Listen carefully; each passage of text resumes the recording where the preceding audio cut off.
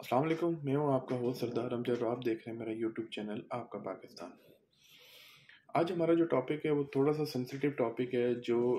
है DHQ बाग आज़ाद कश्मीर के हवाले से, क्योंकि मेरा अपना ताल्लुक भी ज़िला बाग से है। तो उस हवाले से मैं डिस्कस करना चाहूँगा कि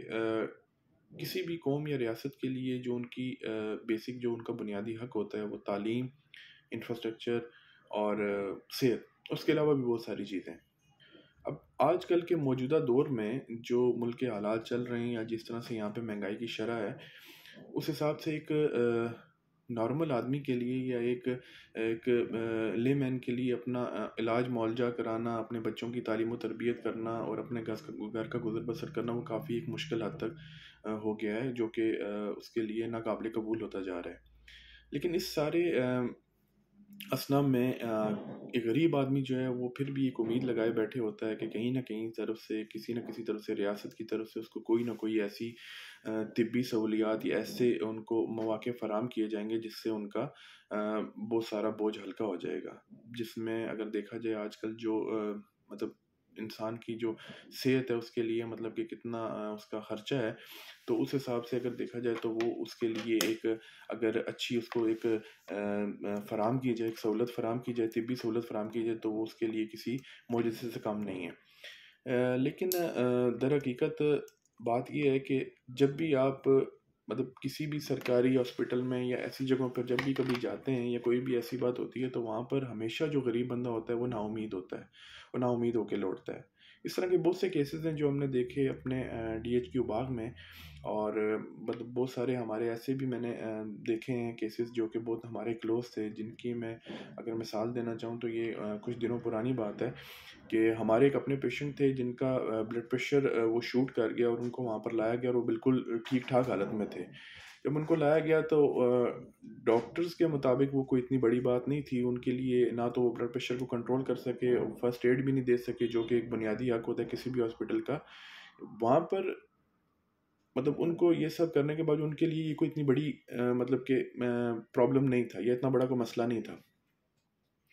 खैर ये सब होने के बावजूद जब ये सब हुआ तो उन्होंने कहा जी यार ये नॉर्मल है, आप इनको ले जाएं। उनके ज़ुबान पर एक ही बात होती है जो आजकल चल रही है, बल्कि इस पे एक लतीफ़ा भी बना है कि ये इसको एज अ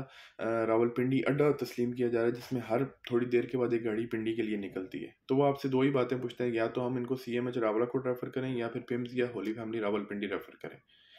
खैर वहाँ से उनको रेफ़र किया गया होली फैमिली रावलपिंडी के लिए। जब यहाँ पर आया तो यहाँ पर इमरजेंसी में जब उनका ट्रीटमेंट हुआ तो उन्होंने कहा कि आपने इनको लाने में थोड़ी देर कर दी है।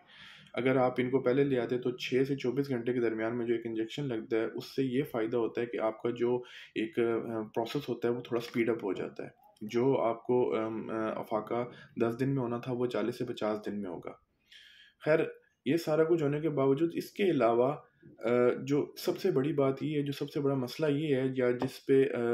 सरकार को या हमारे हुक्मरानों को जो है तवज्जो देनी चाहिए कि जो अद्वियात की फराहमी वहाँ पर हो रही है वो उस तरह से मतलब कि फ़ीज़िबल नहीं है, या उस तरह से मतलब कि वो दवाई जो है वो नाक़स अद्वियात का जो सप्लाई है वो हो रही है, जिसकी वजह से वो असर नहीं कर रही। अब अगर सेम मिसाल लेते हैं छोटी सी गोली की, पैनाडोल की अगर आप मिसाल लें, तो वही पैनाडोल अगर आप बाग से लेंगे तो उसका असर, और वही पैनाडोल अगर आप रावलपिंडी इस्लामाबाद से लेंगे उसके असर में बहुत फ़र्क है। या तो वो ऐसी दवाइयाँ मतलब कि ऐसी वो नहीं है कि जिनका कोई असर हो सके, या वो ऐसी नाकस या 2 नंबर टाइप की दवाइयाँ को इस्तेमाल कर रहे हैं जिसकी वजह से ये सारा प्रॉब्लम आ रहा है, मतलब वो असर नहीं कर रहे। तो ये अब हमारे जो मुतलका इदारे हैं या मुतलका डिपार्टमेंट्स हैं या उनके अफसरान हैं उनको ये बात सोचनी चाहिए और इस बात पे एक्शन लेना चाहिए कि आया ये जो दवाइयाँ जो दस्तयाब हैं आवाम के लिए, आया वो उनकी क्वालिटी 1 नंबर है या नहीं है। अगर दवाई अगर आपकी 2 नंबर होगी तो कोई भी डॉक्टर है या कोई भी पैरामेडिकल स्टाफ है या कोई भी है वो कुछ भी नहीं कर सकता जब तक आप अपने पेशेंट को दवाई 1 नंबर नहीं देंगे जो जाके उसके बॉडी में असर कर सके। इसके अलावा ये कि ये बिल्डिंग्स बनाने से या मशीनरी नस्ब करने से या बड़ी बड़ी इमारतें खड़ी कर देने से इसका हल नहीं होगा। इसका हल होगा वहाँ पे डॉक्टर्स से, अच्छे डॉक्टर्स का होना, उसके बाद हर बंदे को अपना ज़िम्मेदारी को समझना, उन चीज़ों को इम्प्लीमेंट करना। और ये सारा कुछ करने के बावजूद ठीक है, अपनी ज़िम्मेदारी को समझना। मैं ये नहीं कहता कि मतलब कि किसी एक तबके पर मैं क्रिटिसाइज़ नहीं करता, मैं ये कह रहा हूँ कि हर बंदे को एक रियासती तौर पर, एक मजमूई तौर पर अपनी ज़िम्मेदारी को समझना चाहिए, और उसके अलावा अपना जो उनका रियासत पर जो एक ज़िम्मेदारी है, उस पे जो आयद है, वो उसको पूरी करनी चाहिए। तभी हम एक माशरा जो है वो एक ऐज़ अ माशरे के तौर पर काम कर सकेंगे। और हमारे लिए अगर देखा जाए तो आजकल के दौर में इंसानी जान की कीमत या कोई भी मतलब ऐसा काम करना, मतलब कि जो कि ऐसा है, मतलब सपोज़ कि हमारे अंदर से इंसानियत इस तरह से ख़त्म हो गई कि अगर आपके सामने कोई इंसान मर रहा है तो वो मरता रहे। मतलब हम इतने बेहिस हो चुके हैं, इतने मतलब कि वो मेयार से गिर चुके हैं कि हमारे लिए इंसानियत नाम जो है किताबों की हद तक महदूद रह चुका है, एक लफ्ज़ बन के रह गया।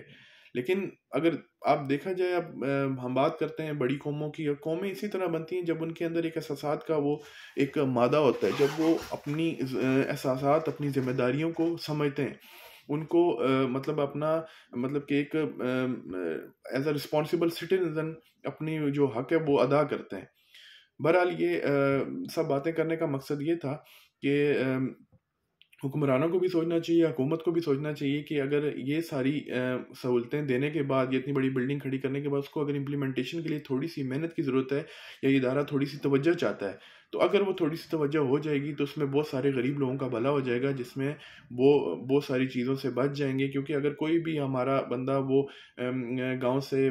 शहर की तरफ आता है तो उसके एक्स्ट्रा चार्जेस जो उनको पड़ जाते हैं, जो उनके एक्स्ट्रा अखराजात हो जाते हैं, जिसमें उनका आने जाने का खर्चा, उनका रहने का खर्चा, खाने पीने का खर्चा, और हॉस्पिटल में जो उनको ज़लालत काटनी पड़ती है, और बहुत सारे लोग हैं जिनको नहीं समझ आती कि कहाँ जाना है, कहाँ नहीं जाना। तो ये बहुत सारी परेशानियों से एक बंदा, आम आदमी जो है वो बच सकता है।